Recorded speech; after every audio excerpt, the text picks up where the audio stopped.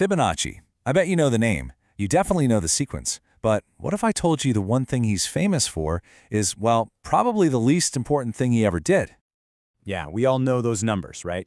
They pop up in nature, in art, pretty much everywhere you look. But his real legacy, the thing that actually changed the world, that's a whole other story. So let's dive in.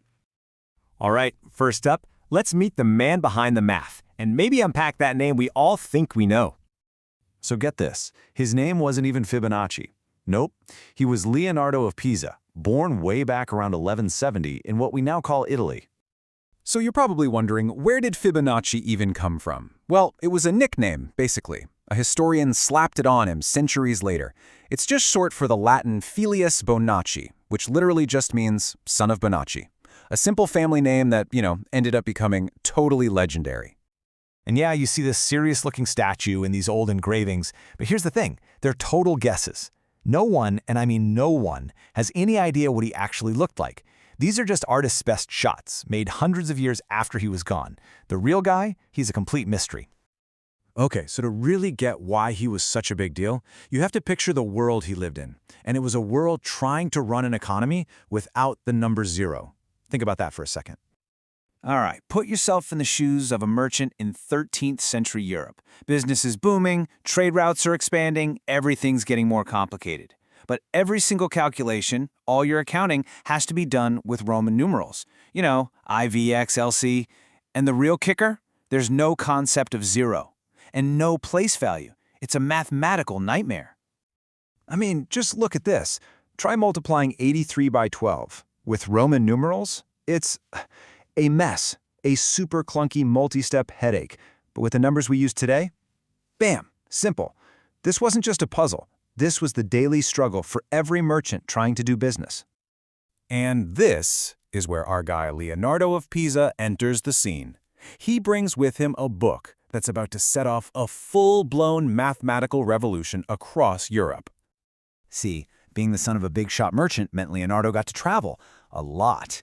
He spent time in places like North Africa, and that's where he saw it, a completely different and frankly way, way better system for doing math. The Hindu-Arabic numerals. The ones we all learned in elementary school?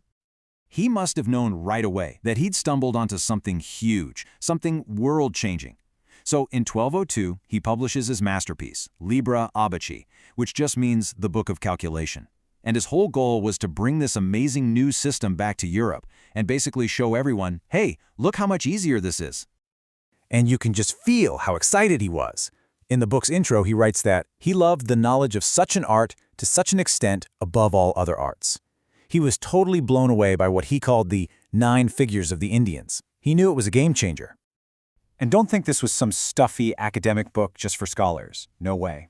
Liber Abaci was a hands-on, practical guide for the everyday merchant. It was all about how to do bookkeeping, how to convert weights and measures, how to figure out interest, how to exchange money. I mean, this was the actual toolkit that was going to power Europe's entire economy. Okay, so this finally brings us to those famous rabbits. The one thing everyone actually remembers them for. So to show off just how awesome these new numbers were, Leonardo filled this book with all these math problems. And one of them, just one little example tucked away in there, was a thought experiment about how fast rabbits could, multiply. And the solution to this one rabbit problem created this really cool pattern of numbers. You just add the last 2 numbers to get the next one. So you get 1, 1, 2, 3, 5, 8, and on it goes. And that little pattern is what, centuries later, got named the Fibonacci sequence. But here's the twist. He didn't actually invent it, not even close. This exact same sequence was already known and described by mathematicians in India, like way back in the 6th century. Leonardo just popularized it in Europe. He was the messenger, not the creator. So if the famous sequence wasn't even his, what is his real legacy? What's the thing we should remember him for? Let's get to the real story. Let's just compare the two. On one hand, you have the Fibonacci sequence, a super fascinating pattern in math that he helped make famous. Cool. But on the other hand, you have the Hindu-Arabic numeral system, the literal foundation of all modern accounting, finance, computing, science, everything. So his real contribution wasn't some sequence from a word problem about rabbits. It was giving Europe a brand new language for numbers, a language that literally unlocked the modern world as we know it. And that is why historians call him the most talented Western mathematician of the Middle Ages. It's not about the rabbits. It's because he handed Europe the practical tools it desperately needed to build a modern economy. And if you want proof of what people at the time actually cared about, here it is. They weren't throwing parades for his rabbit puzzle. In 1240, the Republic of Pisa put him on the city payroll.